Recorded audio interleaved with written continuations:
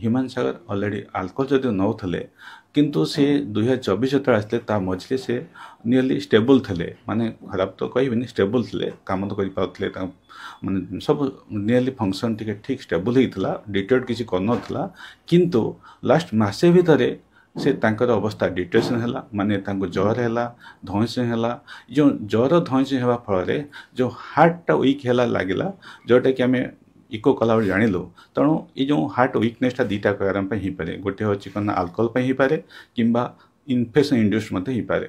ତେଣୁ ଯାହାଫଳରେ ତାଙ୍କର ମାନେ ଆମେ ତାଙ୍କୁ ହରେଇଲୁ। ଏଇ ଯେଉଁ କଥା ଯଦି ଦେଖିବା, ଆଲକୋହଲ ଜନିତ ରୋଗଟା ଗୋଟେ ଅଣ୍ଡରଲାଇନ୍ ଡିଜିଜ୍, କିନ୍ତୁ ମେନ୍ ଯେଉଁଥିରେ ସେ ମୃତ୍ୟୁବରଣ କଲେ ତାହା ହେଉଛି କ'ଣ ନିମୋନିଆ ହେଲା, ହାର୍ଟ ଫେଲର ଯେଉଁଟା ଆମେ ଡାଇଲେଟେଡ୍ କାର୍ଡ଼ିଓମାଇଓପାଥି କହିଲୁ, ସେକେଣ୍ଡ ଥିଙ୍ଗ ହେଲା ରେନାଲ ଫେଲର କହିଲୁ। ଏ ତିନିଟା ହିଁ କାରଣ ତାଙ୍କ ଡେଥ୍ ହେବା କାରଣ। ଯେହେତୁ ଲିଭରଟା ଖରାପ ଅଛି, ସେଇଟା ତାଙ୍କୁ ବେଶୀ ପ୍ରିସିପିଟେଟ୍ କରିଛି। ମୁଁ 2024 ଦେଖୁଥିଲି, ସେ ତାଙ୍କର ପାଣି ଟଣା ନଥିଲା, ମଝି ମଝି ଆସନ୍ତି, ଆଉ ଏତେ ତାଙ୍କର ପେଟ ପାଣି ମଧ୍ୟ କମିଥିଲା, ଗୋଡ଼ ଫୁଲା କମିଥିଲା। କିନ୍ତୁ ଲାଷ୍ଟ ମାସେ ଭିତରେ ଯେଉଁ ପ୍ରୋବ୍ଲେମ୍ ହେଇଛି, ସେଇଟା ଗୋଟେ ଇନଫେକ୍ସନ୍ ହଉ, ଆଇଦର ନିମୋନିଆ ହଉ କି ଭାଇରସ୍ ଇନଫେକ୍ସନ୍ ହଉ, ଯେକୌଣସି ଇନଫେକ୍ସନ୍ ହେଉଥାଉ, ଯେଉଁଟା ତାଙ୍କୁ ପ୍ରେସିପିଟେଟ୍ କରିଛି।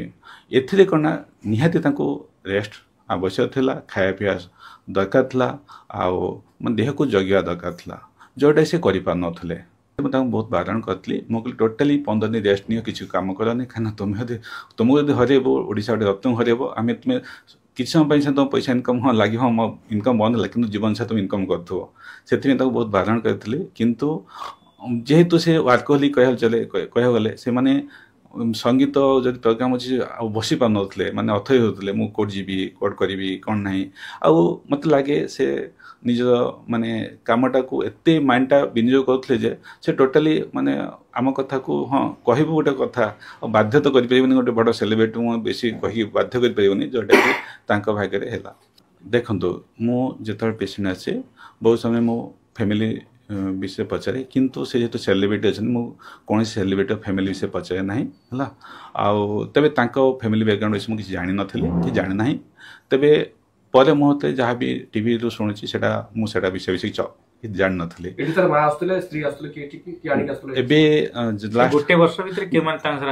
ଗୋଟେ ବର୍ଷରେ କେବଳ ତାର ଯେଉଁମାନେ ଷ୍ଟାଫ୍ ମେମ୍ବର ଥିଲେ ସେଇମାନେ ହିଁ ଆସୁଥିଲେ, ସେମାନେ ଆଡମିସନ୍ କରୁଥିଲେ। ଫାଷ୍ଟ ଦିନ ଯେତେବେଳେ ଦେଖୁଥିଲେ, ସେତେବେଳେ ଆମେ ଯେତେବେଳେ ଫାଷ୍ଟ ଜଣ ଆଡମିସନ୍ ହୁଏ, ଆମେ ତାକୁ ଘର ଲୋକଙ୍କୁ ଖୋଜିଥାଉ।